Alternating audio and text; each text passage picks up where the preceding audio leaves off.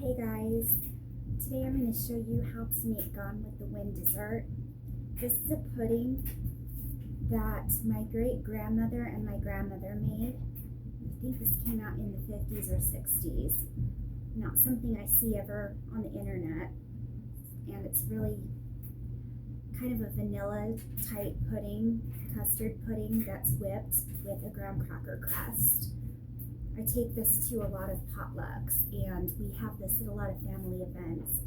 So today I'm going to show you how to make it. I'll put the recipe below. There's going to be 3 parts to this. The first thing you're going to need is your ingredients.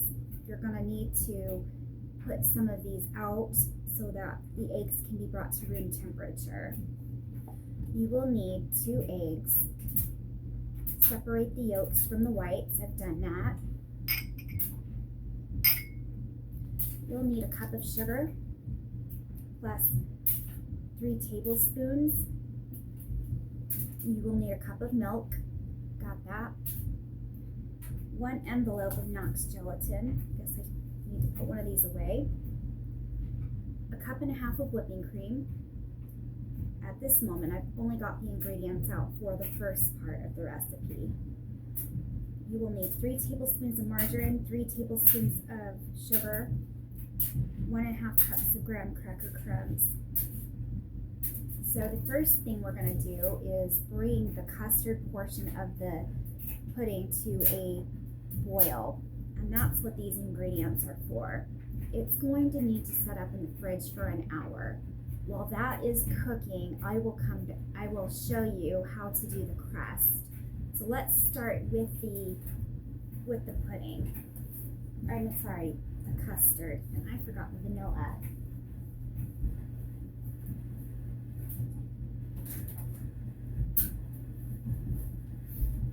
With the vanilla, you're going to put some of this into the custard, a teaspoon of it, and then you'll put 2 teaspoons into the whipped cream mixture. So there's that. I'm gonna move the camera over and show you how to make this.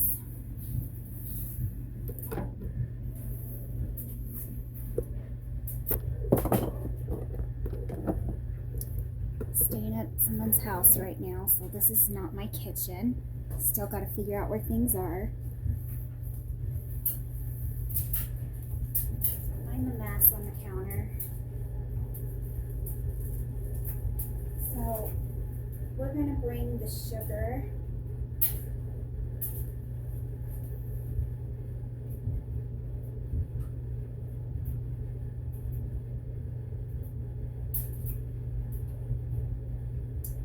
to a boil the egg yolks, sugar, and milk.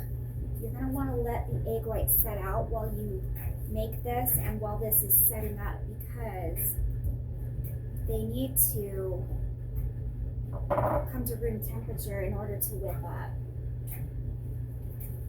So we're going to get the sugar put in there. I'm going to reserve the 3 tablespoons in the bottom of this. And the milk. I'm going to just bring that all to a boil. We're gonna mix that all. We're gonna mix the vanilla in the last part with the gelatin. So we don't want this scalding.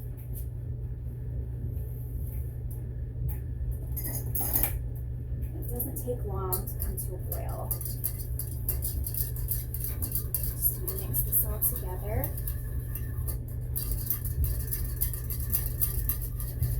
I'm going to go get the butter and the graham crackers stuff ready, because this won't take long at all. Be right back.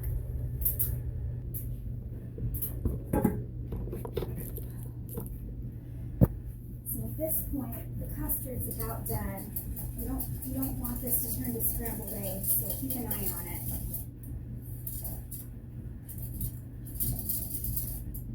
About done. So I mixed the sugar in with the crumbs.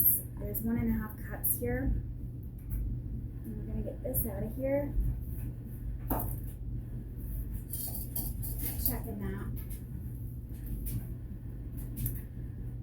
You melt 3 tablespoons of this. However, you may want to melt more because depending on your climate, time of year, sometimes it takes more butter.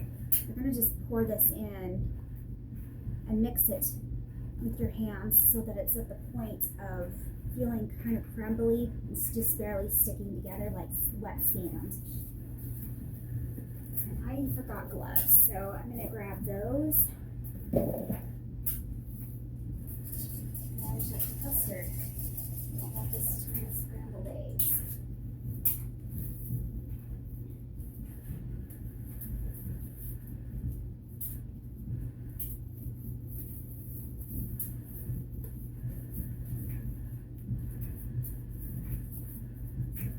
So I mix this with my hands. It's just easier because you can feel it, and then if you need more butter, you're gonna know. You can actually take a little bit more than a cup and a half because you can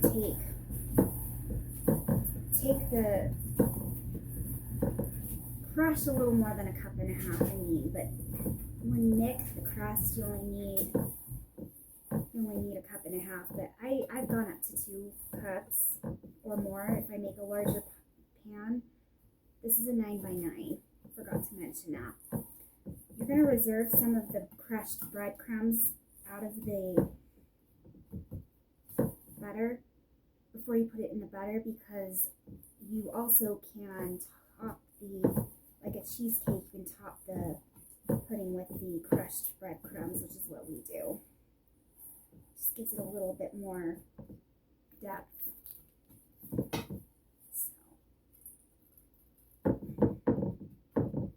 Probably won't use all of these, but I'm going to end up I made more than 2 cups because my mom is going to want one of these, and I'm going to save some for her. So we're going to just put this on the bottom, and then we're going to go up the sides of the pan like a cheesecake. The process is exactly the same. And you can buy a cheesecake crust already made, but it's going to be, the tin may be too shallow for this recipe.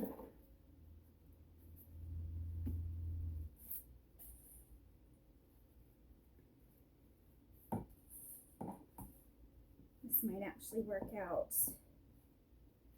Sometimes you end up needing more or less.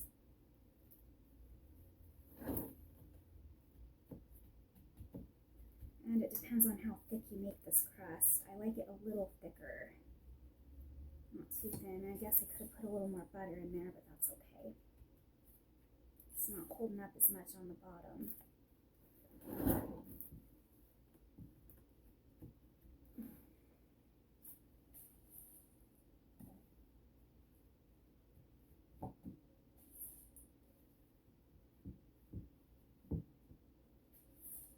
It's going to end up being just right.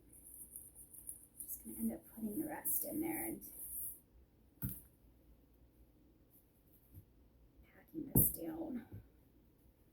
If I put any more butter in there, needed some more, but if I do too much more, it's going to get too wet, so I don't want to do that. Put this stuff in there. Custard's about at a boil.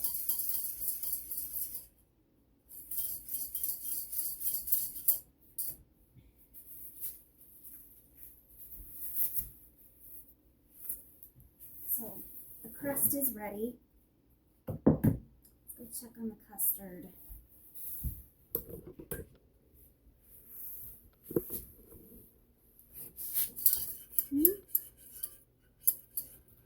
It's almost there.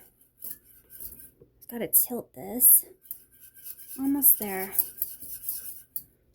So let's go ahead and get this boiling, and then we're going to mix the gelatin.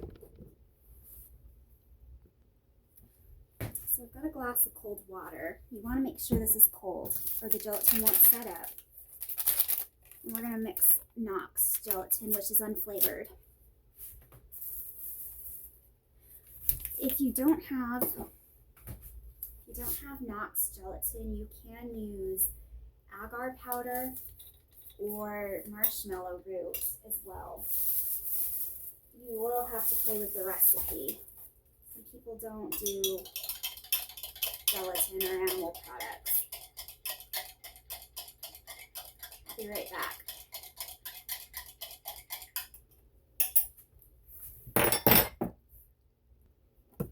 Okay, so we're gonna mix the gelatin in, and I think I've removed that vanilla, so I'll be right back.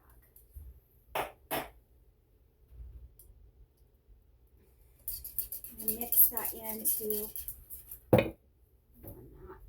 you want this just to come to a boil. You don't want this to continue to boil or it will scramble up your eggs. Some things you can do with this recipe are, it's traditionally made with graham crackers, but you can use gluten-free cookies. And you can make this keto with a keto cookie, and you can even add protein powder into this. You don't want more than a couple scoops, but those are just some ways you can bulk up the nutrition in this.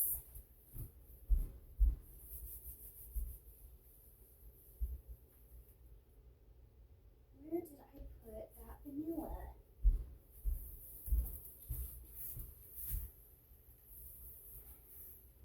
Just got to keep an eye on this for a minute. Mix that in.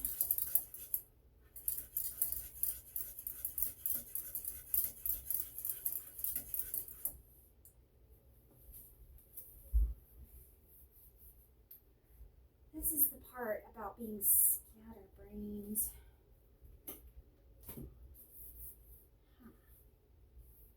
Where on earth did I put that?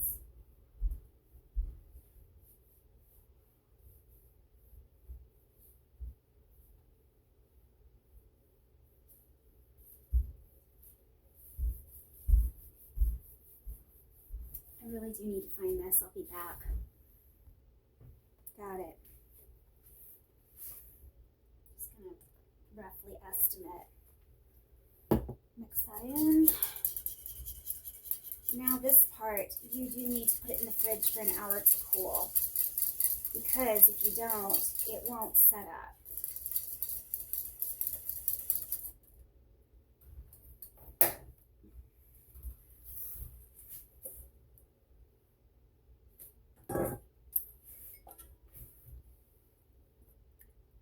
I'm going to just reuse this bowl. So I'm gonna rinse it out real quick. Just do dishes as you go.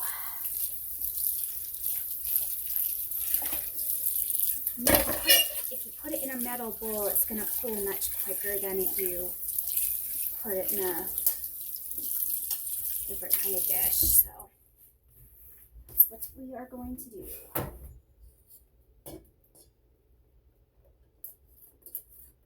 Sometimes I add ice to this to cool it quicker, but I'm not going to do that.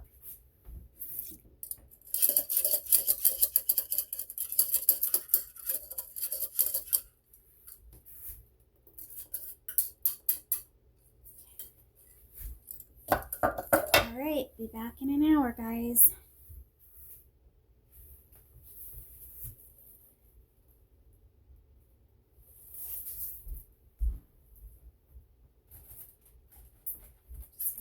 This with a pad.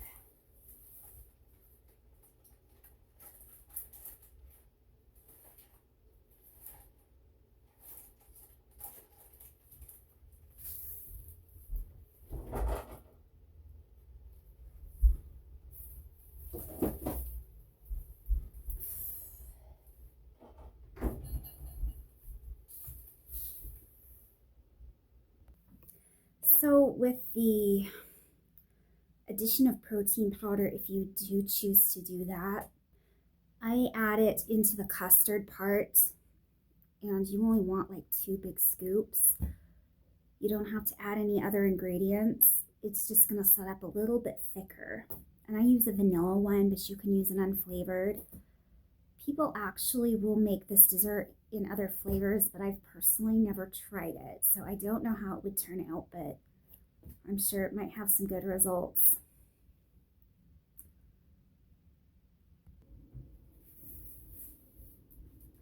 We're back. It's a over an hour later. This custard has set up a little longer than I planned, but I had a phone call.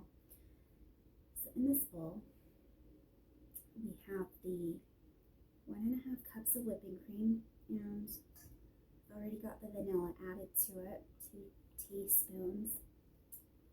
And I've got the egg whites. I'm going to add everything in. We're going to whip this up, and then we're going to add the custard to the whip mixture. I'm going to get this whipped, and then I'm going to come back and show you.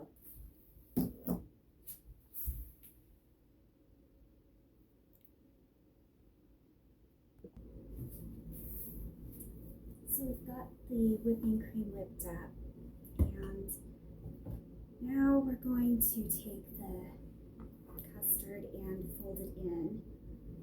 After it's folded in, we'll take the electric beater and whip it together. We don't want to whip this too long. We don't want it to turn into butter.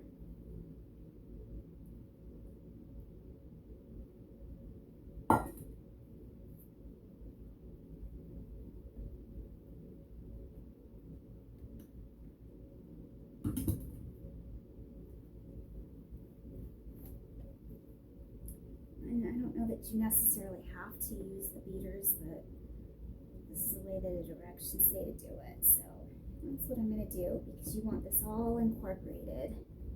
I'm just giving it a bit of a mix first so that it doesn't get too whipped. You do this just before the stiff peak stage. You do want this to be set up.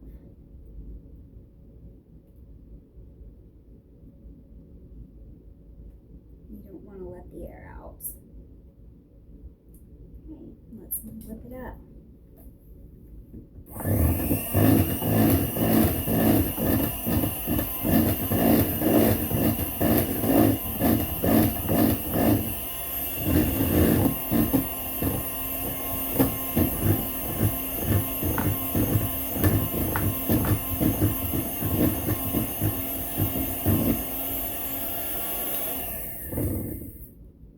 Come back and pause.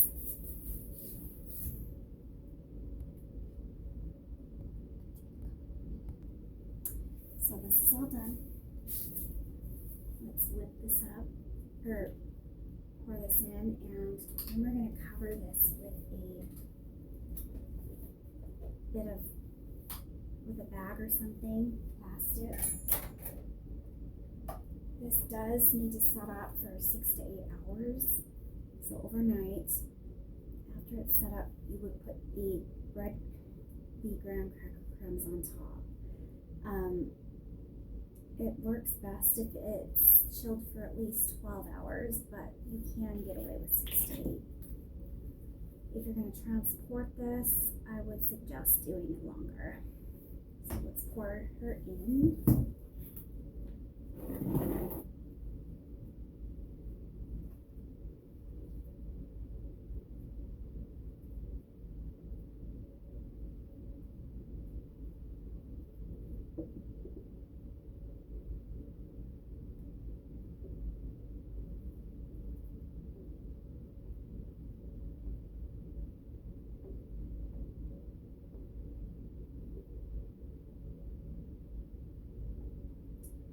And after this is poured in, level it out.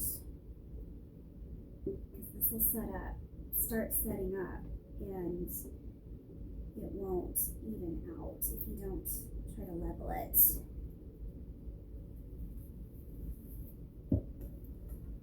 Made this one a little bit on the thicker side. Probably could have got away with a 9x11 pan.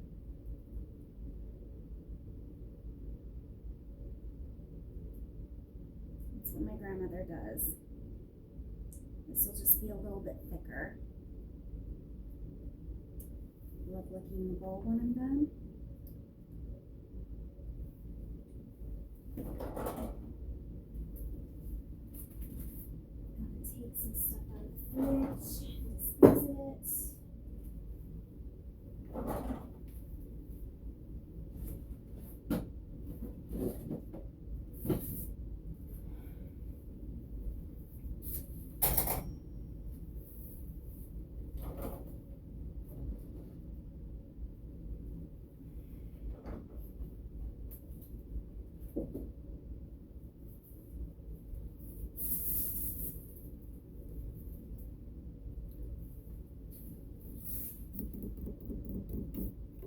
Maggies. Did I print that?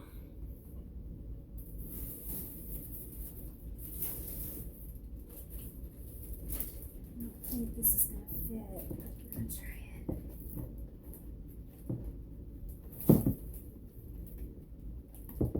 I'm gonna get a 2-gallon.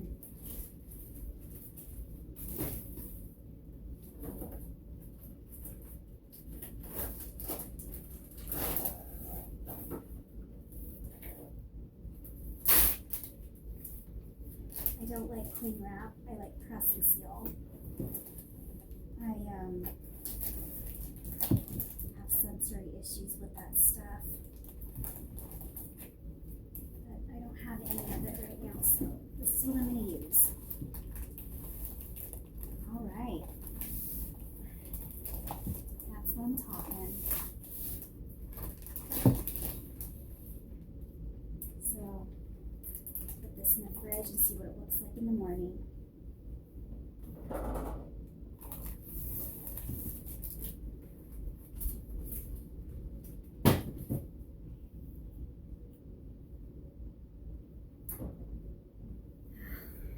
See you tomorrow.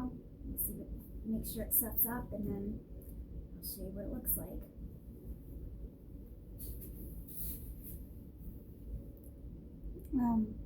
I recognize that was kind of a hillbilly thing to do, but whatever. It's just graham cracker crumbs. Well, guys, this is what it looks like all finished. Hope you like the recipe. Enjoy.